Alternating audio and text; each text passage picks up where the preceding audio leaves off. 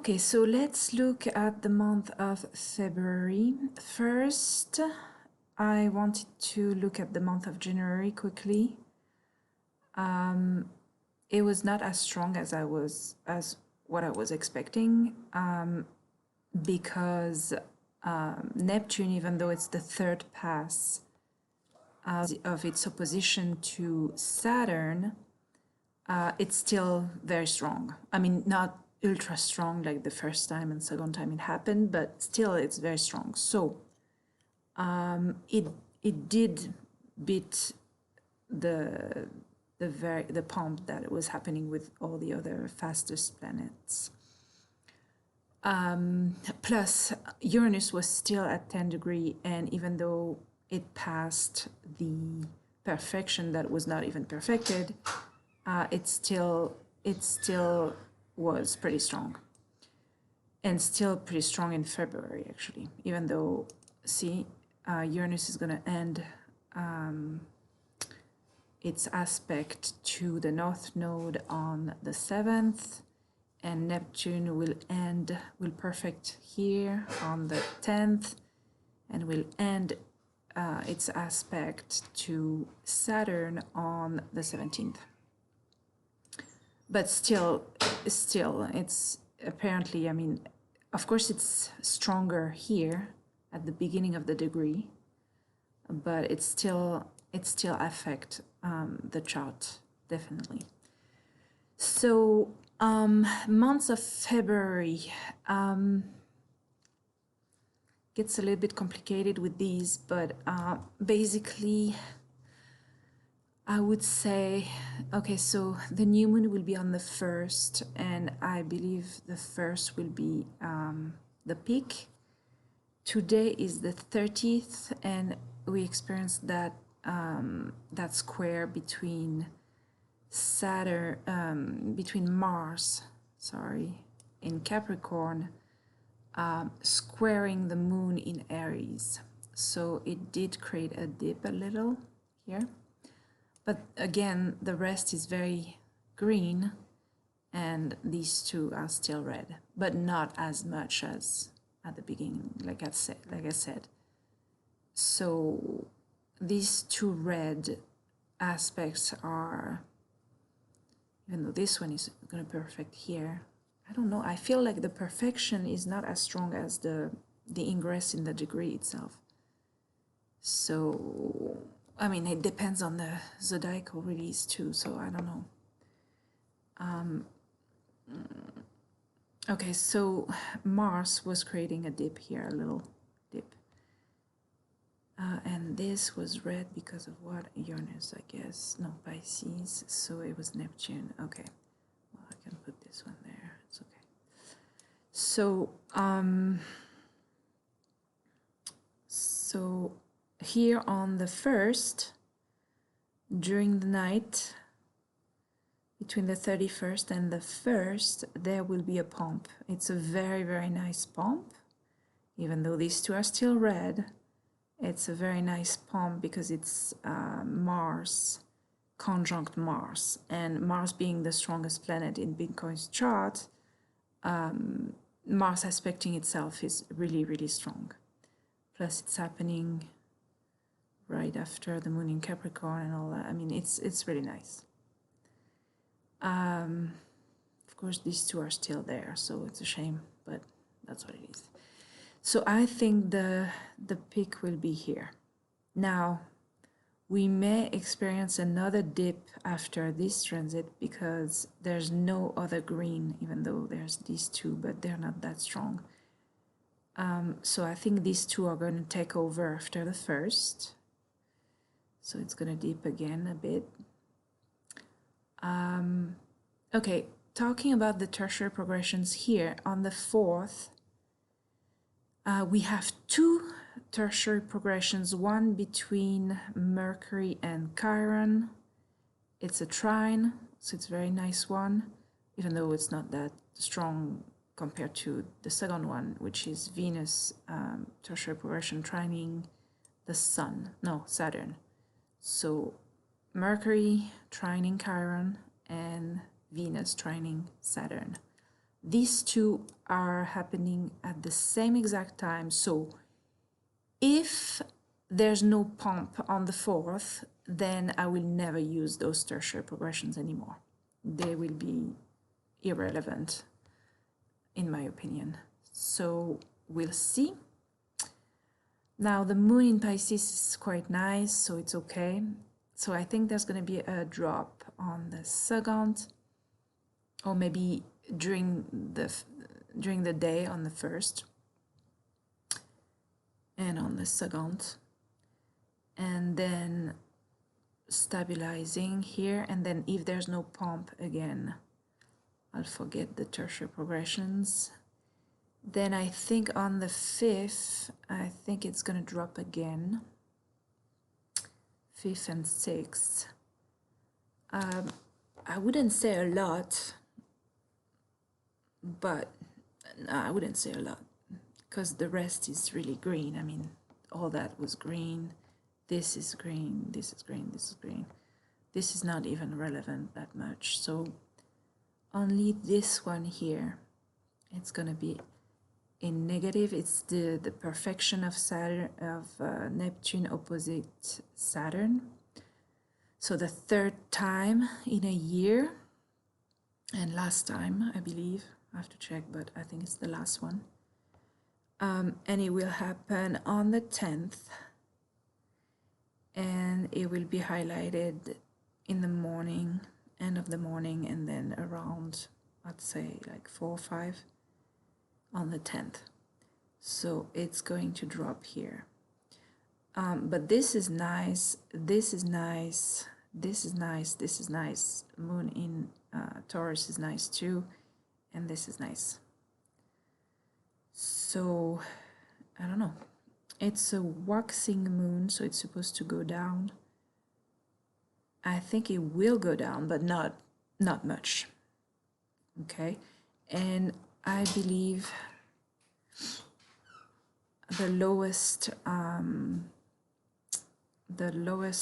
price, I think, will be either when the moon transits Cancer, which is typically a low, even though it's not going to be highlighted much, or at the perfection of, so either at the perfection of the Saturn transit, or by the end of the, not Saturn, no, Neptune transit, or by the end of it, because, and I'll explain, what happens is when the zodiacal release L4 period ingress into Libra, then Scorpio, that's when the most of the Pisces action is happening. So you see, I placed all of them, all the Pisces and Aquarius until this one. So you see, these ones are a little bit thicker because they are periods including Aquarius and Pisces, because it's Uranus and Neptune we're talking about. So they're a bit thicker because they follow each other. So they're a bit strong down. They're a bit stronger when it comes to down. It downplays it creates a dip, okay? But it's at the end of the transit, and here it's around the end of the degree, but closer to the perfection. So I don't know, I have to look into it more. I mean, I'm looking at it. But okay, so let me explain here. So at the end of this degree here, the 21st degree, that's when the most Pisces period in the L4 and L5 zodiacal release will happen. That's when it will occur. So it becomes more condensed, so that's when it drops the price. But it's happening at the very end of the degree, so I think it's not going to be as powerful as around 0 degree. I mean, not 0 degree, but the ingress of the degree itself. So let's go back to here in January. That's when those dip happened because look, there was a Pisces L4, the smaller one is L5, but the L4, this Pisces L4 was happening, so it triggered the Neptune ingressing into the 21st degree, so it was strong. It was stronger than I think what will happen here, but I'm not sure, so we'll see. If there's a massive, not massive, but let's say if between the 12th and the 14th, I'd say, because then Mercury is creating all these green, so between the 12th and the 14th, if there is a strong dip on the 13th, then it means that these are more important. The zodiacal release is more important than the location of where it happens during the 21st degree. Because I was under the impression that the more the degree is fading, the less the intensity of the transits are, but it may not be true. So I will look at it anyway. If there's a dip here on the 13th, well, it could be also because of the moon, so I don't know. But here, if it dips from the 15th to the 17th, it would definitely mean that Neptune is definitely influencing a lot compared to Mercury helping, pushing the price up. So we'll see. And it's going to be a full moon, so I don't know. I have no clue where the dip would happen here. I don't know. I'd say around the 12th or 13th. I would say that, because I feel like Mercury will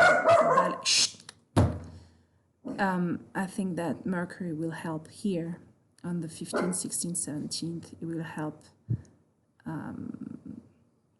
this period it will balance out, equalizing the price, I think. So now let's get into the waning moon here. So, okay, Mercury is still doing good. Venus, Mars is fine. The Sun is fine. The Moon is good. Now, these two here, these two will drop the price here, I believe, even if we are in a uptrend period based on the Moon. I think Mars is going to pull the price down here, especially these two. These two are red also, but it's involving Venus. And typically, the squares and oppositions involving Venus are not as strong. They are there. I mean, it pulls the price down. I've seen it before, but not as much as Mars. So, so I'd say these two here and even here may go down a bit. Okay, and that's when it gets interesting, in my opinion. From the 23rd to far into the waxing moon, around the 11th, I would say, 11th, maybe 12th, I'd say it's going to go up, and it's a nice bull. Like, there is nothing red, absolutely nothing here. There's just a small pink here, which is irrelevant. So it's going to go, okay, it's gonna pump here, all right? There is no way it's not gonna pump. And if it's not pumping from the 23rd of February to the 11th of March, then I quit the astrology. I'm not gonna bother anymore, but I really think it's gonna pump. Why? Because everything is green, basically. Okay, Pluto is not doing anything. Neptune will have a semi-sextile between both Neptune and Neptune, between itself. Semi-sextile, that's just not that good, but it's very strong because it's Neptune, so it's gonna help. Uranus is doing absolutely nothing, which is good because Uranus is just eclectic, like it's just going up and down any kind of ways. So I don't like Uranus being involved, so it's not involved. This is Saturn.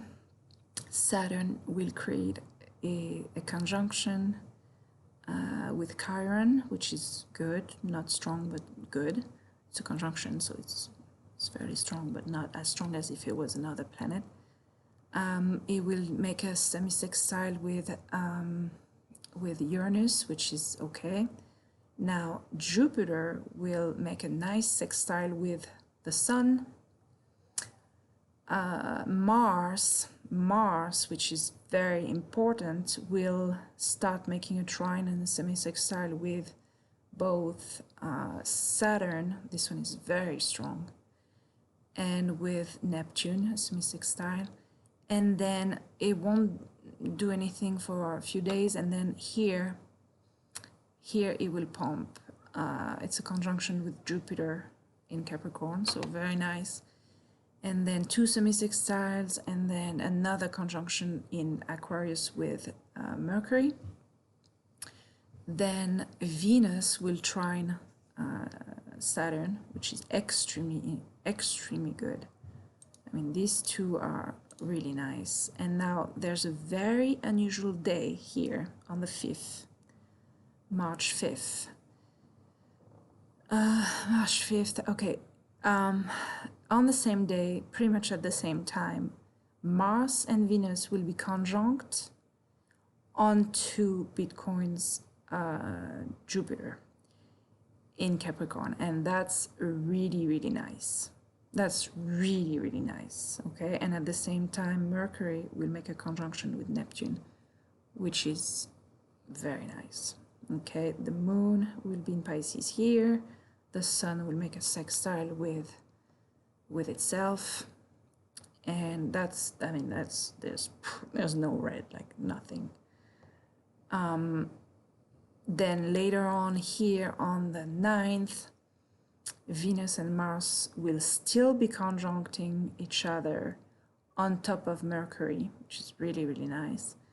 And then Mercury will be on top of Venus, then sextiling Pluto in Capricorn. The Sun will be conjunct Uranus here. I think it's very nice. And on the 11th, Venus will be sextiling the Moon. And Mars will be sextiling the Moon a little bit after, but the Moon will already be in Cancer. So I think it's going to continue to move up, even though we are in a waxing moon right here. I think it's still going to go up until at least the 11th. That's what I think will happen. That's it. I haven't worked on the zodiacal release, but there's no point because anyway, everything is green. There's nothing pulling it down. If it happens to go down here, then it means the waxing moon will pull it down, but I don't think so. I've seen it rise. I think it was in October last year. October or November, I don't know, I can't remember. October, I think. It continued to go up until at least the 19th, something like that, 20th. And it was a waxing moon, so no, I think it will go up very nicely. Now, I don't think these two will be very strong, okay? I looked at it a little here, and there's not even, there's a Cancer here. Maybe this, I'm not going to do it now, but I mean, it could pull a little bit down, but here it's going to be so nice that I don't think these two are going to measure up against this. So I think it will continue to go up. Maybe it will stop for a little bit and then continue to go up. Here's there's nothing, so I think it's going to be calm on the 14th, 15th. And then 16th, I think it will continue to go up, up, up, up until the 21st, let's say. So now the red is going to start to happen because of Aries. So Aries is squaring Capricorn. The Sun will ingress in Aries. Mercury will ingress in Aries right here. So it will start making red aspects, but I think the momentum is going to be so strong that I think it's going to continue to pull up. Mars isn't doing much. This one is nice, but it's true, it's not. I mean, here, this one should be nice on the 20th for Mars. Saturn, wait, Mars, Jupiter, Saturn. Saturn is going to make a sextile with Aries into Aries. So, and it's going to be on the full moon. It's nice. I mean, it looks super nice here. And I think it's going to, these two are not going to, maybe it's going to slow down a little and then, but it will continue here between the 23rd and the 25th of March. And then maybe on the 26th go down a bit, but Venus is really nice. I don't know when it could, I don't know. I'll have to look at it later with the zodiacal release and all that. So anyway, that's it for the monthly. Now let's look at the yearly. Okay, so yearly, so I looked into where is this? Yeah, okay. So how can I explain that? All right, so here we have at least until let's say here, because I haven't worked on the end of the year. I haven't worked at it. So from January 1st to, I would say, let me see, probably around September, mid-September, I created a chart with all the transits happening in the sky between the transiting planets. So it has nothing to do with Bitcoin's chart. But when I apply this yearly mundane chart to Bitcoin's transits, okay, so like I said, what I've done is I created this yearly chart. So I'm just going to hide that until September, mid-September. Now, I tried something, and what I tried is to overlap the yearly mundane chart to Bitcoin's transits and keep only hold on, let me see. Keep only the how can I do that? Hold on. I have this. Yes. Okay, so and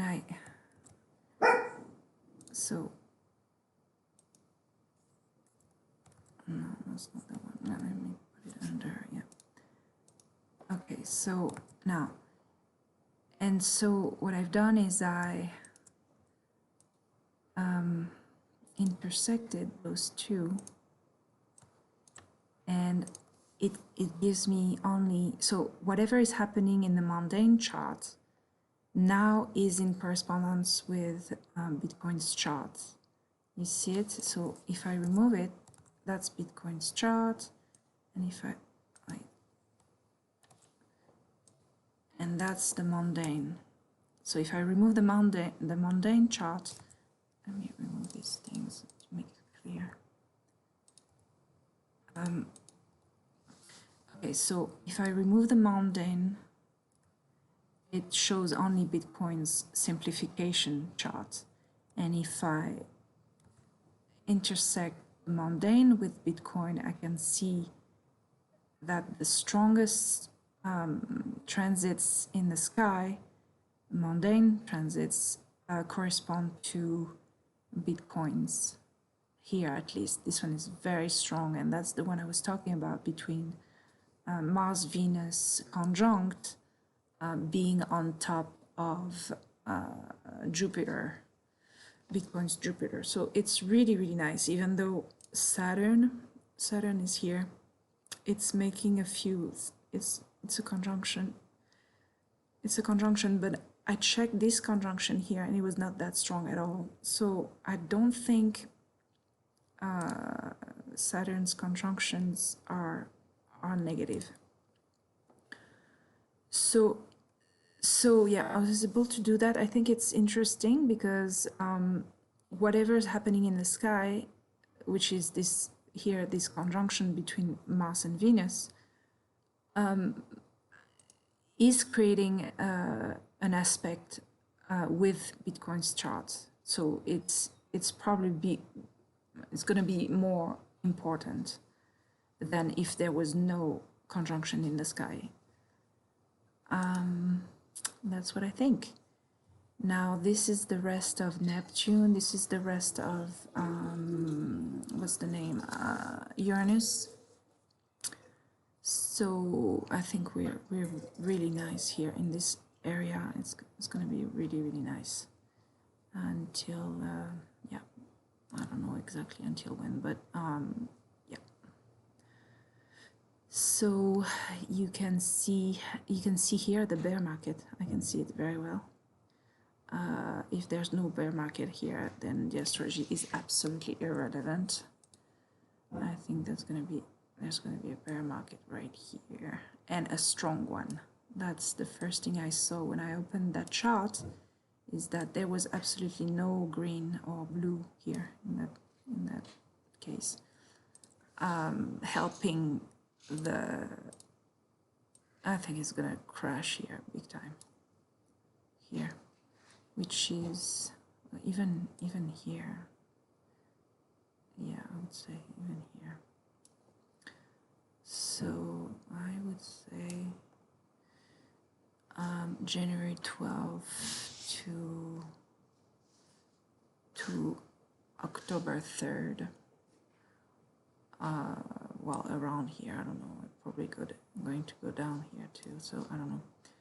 But maybe here too. So anyway, here, I think it's gonna go down. Yeah, you can see it here. There's nothing special, like, I mean, there's this, obviously. I can't remember, it's Pluto, Uranus, and Saturn, I think. Oh no, it's upside down, hold on. It has to be like that. So it's the Sun, Venus, and Mars. Anyway, it's awful. Right here, it's awful. So anyway, I will continue. You can see it here too. Here, it's the Bitcoin's chart, but without simplification, like here. And you can see the red starting to pump all here for the small fastest planets. Here, everything is red, and then this one is red. Which one is this one? Hold on. Hold on, that's Pluto, Neptune. Is it Neptune? No, Neptune is here. Uranus. Oh, wait, it's Uranus. Oh my. Okay, Uranus is going to make a square with Chiron. Well, Chiron is not very strong, but still, it's not good anyway. So yeah, that's it. That's it. That's it for February and March. All right.